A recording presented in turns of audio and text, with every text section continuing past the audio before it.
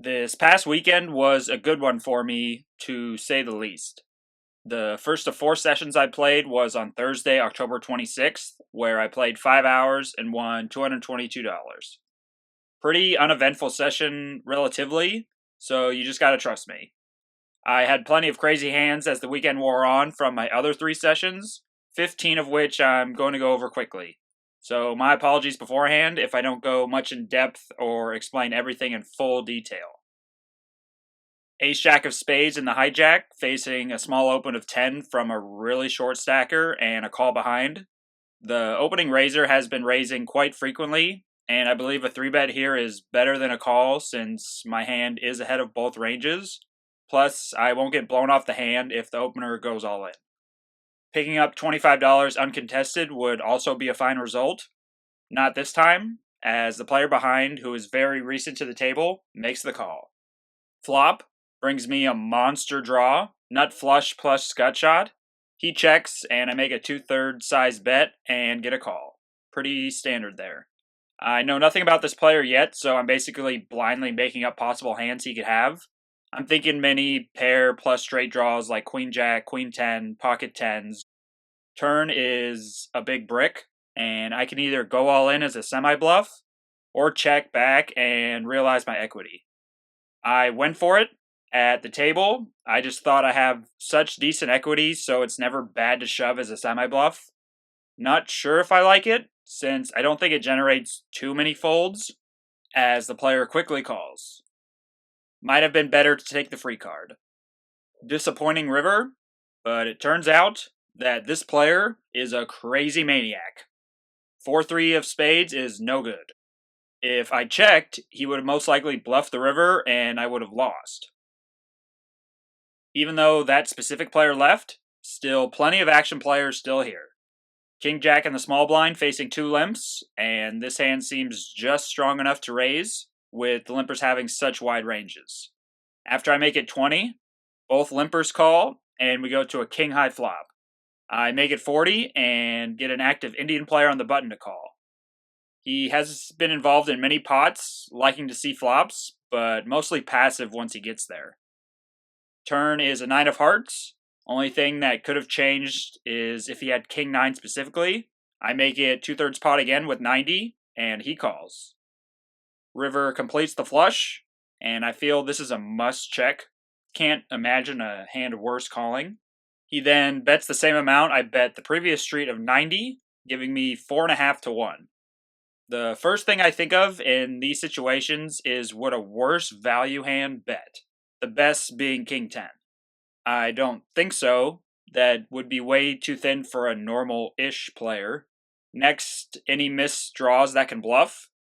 Just 4-3, really, and that might fold the turn if it's not 4-3 of hearts specifically. Tempting, but I make the laydown as it looked very much like a flush. I added on $200 total, with a stack of 435 being in for 500. Pocket aces and a very easy 3-bet to 60 after an open, and the same action player in the previous hand makes the call after the original raiser folds. Not my favorite flop, with pocket pairs 7 through 9s hitting sets, 10s and jacks picking up more outs with straight draws. I still like a bet though against players that like to call. I make it 80, and he does just that. Turn is good in the aspect of not much of his range would improve, but bad in the aspect of it would be really hard for me to be bluffing now since Ace King just got there. With a pot size bet though, and having a default play to bet for value, I ship it in. Fortunately, not getting the dreaded snap call means I'm ahead, and after some deliberation, he makes the call, with the river bringing in the flush. It didn't matter. I show and take it down. The player later claimed he had ace king with the ace of clubs. Makes sense. Ace jack, and I open a 12 from the cutoff and get two callers. Action flop with two pair, and after a bet, I get a call, and we go to a blank turn. I'm definitely worried about king 10. That's it though. Many other hands like Queen Jack, Ace 10, and the Ace High flush draw since the Ace isn't a club. A bet here looks so strong to me though, I decided to check. Not at all sure about it. Then I face a bet. Now I could call and leave 130 behind with 210 in the middle. I just don't like letting a hand that I'm ahead of now get away on the river when they would commit here. Add that with players not bluffing much on the river, especially with pairs. So I go all in and get the dreaded snap call this time. I know before the cards are even turned over. I lose to King 10 with no ace or jack on the river, giving villain a worst case scenario range of King 10, Queen Jack, Ace 2 of clubs for 2 pair, then Ace 10 of clubs only. I'm not in terrible shape. You see, if I add all combinations of Ace 10, it's about a coin flip. Somewhat of a cooler, not a bad line. Should I have chosen a different, better one though, with my many options on the turn? A very standard hand here. Ace Queen of Spades on the button and get both blinds to call. Great flop with top pair top kicker, and after a bet, both players call. Great turn with not improving essentially anything immediately and also giving me the flush redraw. Another bet and a call from the small blind. King 10, I'm coming after my money. A blank river, and when it's checked to me, again, I feel a very safe value bet is in order. I can't picture a single better hand, like Queen Jack or Pocket Fives, checking 3 streets. Targeting a queen specifically, I bet 150, and King 10 does not like it. He shakes his head and counts out the 150, ready to make the I have top pair and just can't fold call. He eventually decides on that, showing 1 queen, and I take it down with the help of the ace kicker.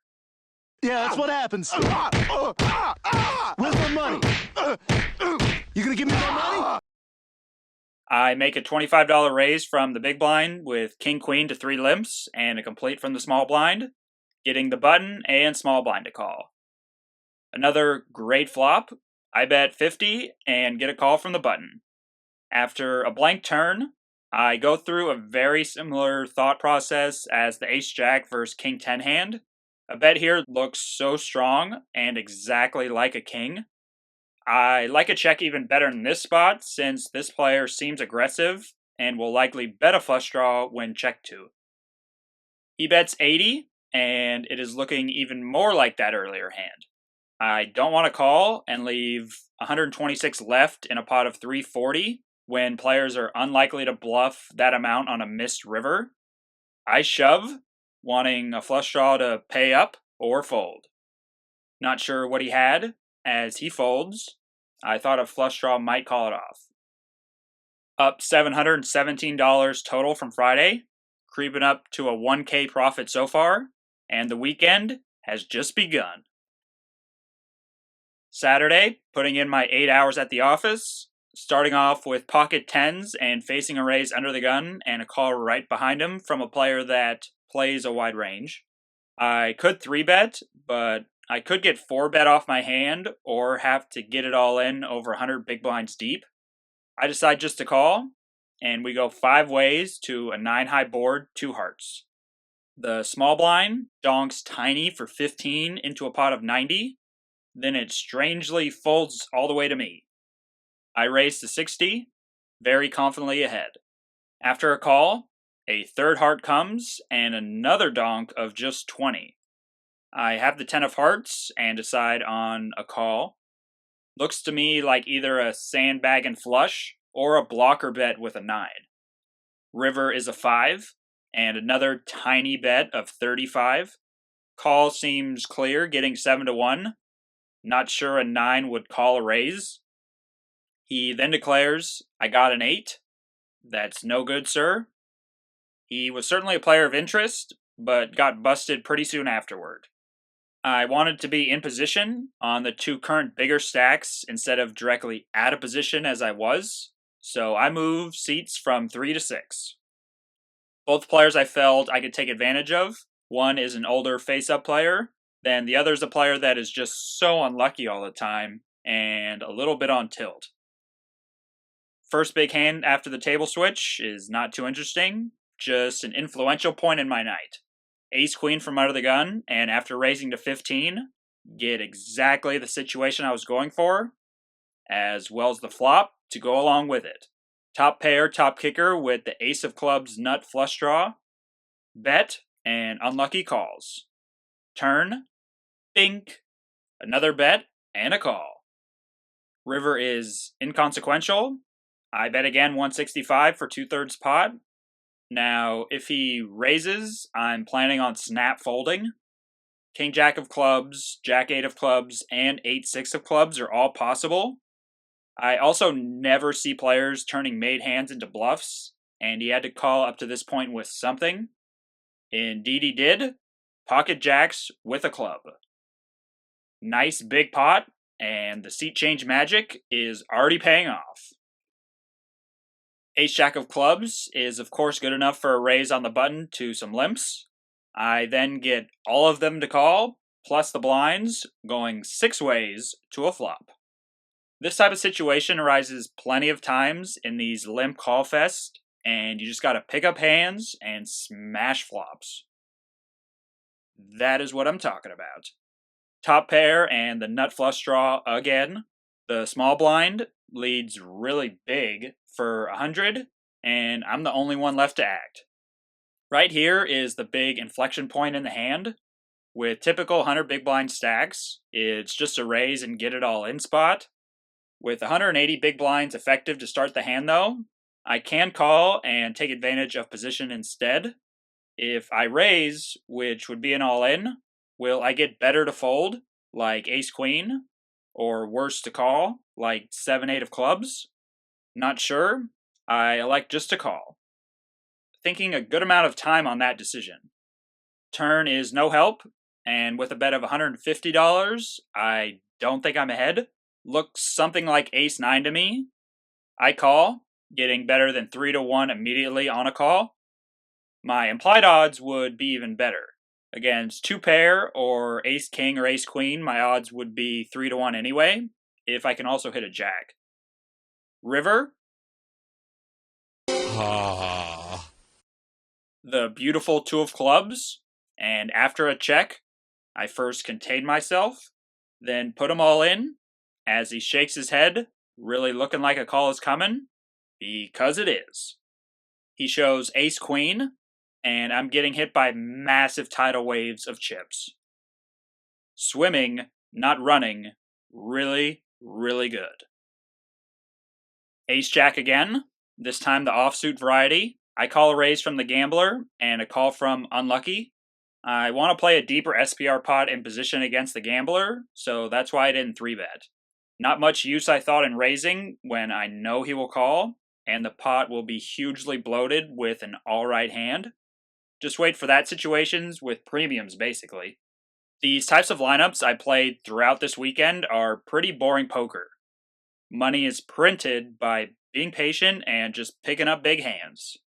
4 ways to, you guessed it, a great flop.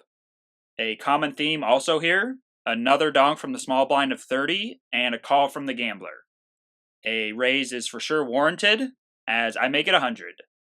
Should have made it larger, I think, since the original bet was small and I'm giving better than 3-1 on a call. Turn is a blank. An overpair or even bigger hand I feel is very unlikely, just calling twice.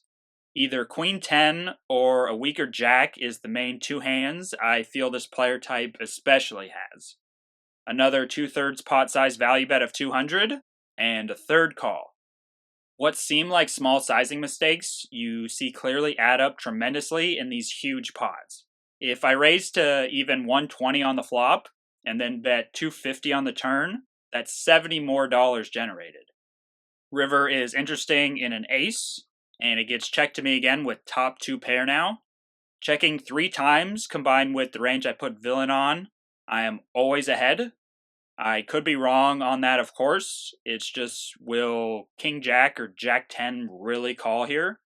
Stranger things have happened, and with only 270 left, he might feel pot committed.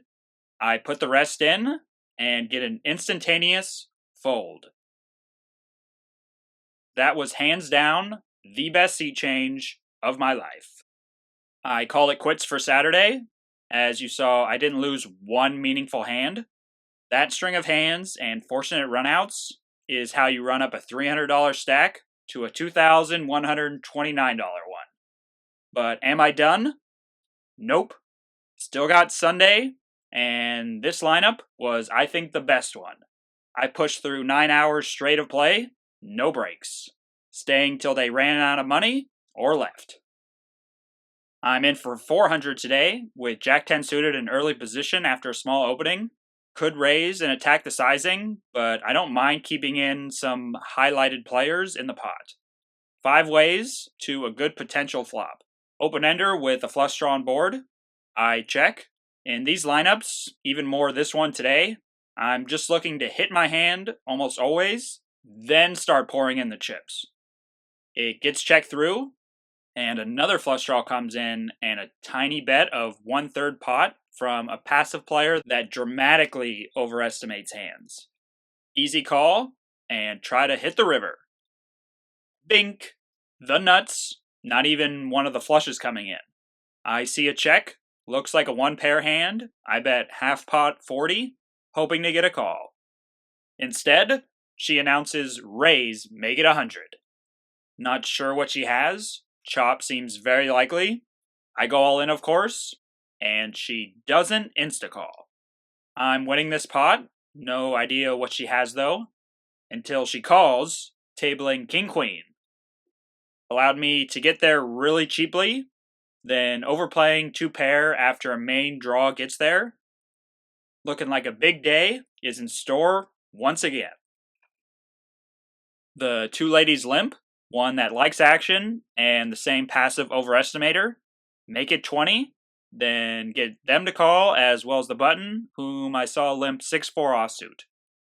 Flop is not the best. Queen, queen 4, 1 spade. I have been just giving up on most flops multi-way. This spot is just too perfect though. Paired board, so less likely someone hit. Backdoor flush and straight draws. Blockers to trip queens. And I can barrel off small pairs. Doesn't get that far, I take it down. Thought I would mix it up and show you every hand I won wasn't a monster pot with a premium holding. Most of them were, of course, and this one was a doozy. Pre-flop, standard on my end, 3-bet and opening raise from Action Lady, then a cold call from the small blind that way overplayed ace-king, called an obvious flush on the turn with top pair. The action player also calls. Not the best flop, jack holding seemed decently likely from both players. Same story, donk from the small blind, and a little plot twist with a call in between. Should I raise and just get it in? That seems like an overplay and might get tens to fold. There's not too many draws to worry about since I heavily blocked the main card involved in draws in the queens, and there's no flush on board. I decide just to call and play position. Turn, spices things up a bit. A check, then an all-in by Action Lady. No idea what she has, and I could be drawing to 2 outs against Jack 10 or King Jack. Only $84 though, and getting 5-1, only needing 18% equity, I make the call. The small blind could easily be laying in the weeds, but the small blind folds. Good sign after he thinks about it for a while. River is a 3rd jack. The Action Lady doesn't look happy. I turn over the winner. She calls me lucky, shows ace queen that turned to straight. She isn't lying. I can't lose today, so it's best just to stay out of my way. Oh, by the way, the small blind claimed he folded pocket 10s. No idea if I'm the idiot and he's the genius, or if he's the genius and I'm the idiot. Yeah, but I'm an idiot with a stack. You don't have a stack. This worst player in history, and they're cheering. You are an idiot. Simple and boring, but extremely effective poker. Pocket jacks, and I 3-bet an under-the-gun player to 30. He is deep stacked, and I for sure want to play a hand in position against him. 3 other callers, including the small blind who was all in for 25. So 125 in the main and 25 in the side. Dream flop, if no jack. I bet 50. The flop is so dry and I want pairs to continue thinking I'm trying to buy it with ace king or something. The young woman to my left calls, and the player that claims he folded 10s full goes all in for 115 more. I decide on a flat. I want the young woman left jack to continue with pocket 9s or 10s if she has them, maybe an 8. She folds after some thought. As the board runs out, the aggressor shows king 8 offsuit. So he is clearly not a genius. I might still be an idiot though. I take the bigger side pot, and the short stack takes the main with king queen. Another tidal wave of chips tonight. I just simply cannot be stopped. The night is winding down, and we just got many new players to our table. I'm on hour 9, and about to call it quits, looking for one last big pot. What better way than with pocket kings? I 3-bet an early position raiser that is very deep stacked with me to 60, get a cold call from the small blind, that is not, and we're going 3 ways to a flop. Great once again. Very likely the under the gun raiser has pocket 9s through queens, since he open raised so large and just called preflop. If he has an 8, or slow played pocket aces with a dead money caller in the middle, then I'm in serious danger of losing all of today's winnings. The small blind, as usual, donks, going all in. The next player calls, and it's a great spot. But what's the best course of action? Raise and have it look like I have exactly aces or kings, but rely on the player just looking at the flop and blindly continuing with overpairs? Or call, perhaps look like ace-king, or a smaller pocket pair like jacks or 10s, so if the deeper stack villain has jacks or queens, he might think he's good? After 9 hours, playing straight ABC against everyone else, had it never fail, I raised to 300. Call is better, I believe, especially deep stacked. I could have really taken advantage of that. He is visibly frustrated and verbally addresses something like, wow, first hand. It seems genuine and that he has specifically pocket queens. Looks like a fold is coming, and it does. Him showing the ladies, face up. Playing what I believe the best play, if assuming the opponent plays perfectly, is a call. It would have very likely made me more money, and potentially all of his stack. Anyway, the hand is over, and I'm about to scoop about a $500 pot to end my weekend. I lost? What? I'm just so incredibly unlucky!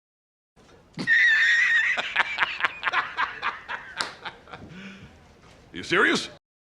One lost hand was a big downswing for me, so I am out of here.